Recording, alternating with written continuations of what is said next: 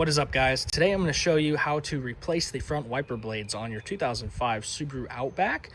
This is the same process for the 2005 through 2009 Subaru Outback.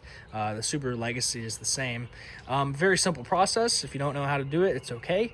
I figured I'd put this out there just as a helpful tip for those who may not know. Go ahead, lift up your wiper arm, and then you're going to see when you tilt your blade, there's a little tab right here.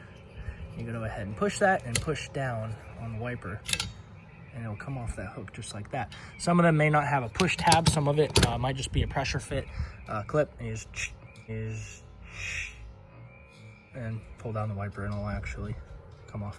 And then you're gonna put that back down on the glass. Don't let it slam down. As I was saying, not really good anymore. And same thing with this one. You'll see there's a little tab, and go ahead and push the tab just like that. It'll come off like that. And go ahead and put your arm down. And we are replacing these with just some standard Rain-X replacements. You can grab these at Walmart. You're going to need a 24 and an 18 for the 2005 Outback. Go ahead and get your new wiper blade out like that. Lift your arm up, and this is a simple hook design, basically the same thing we just had.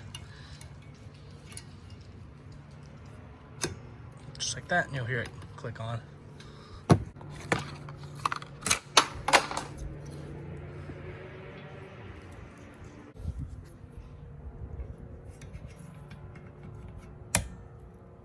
Just like that.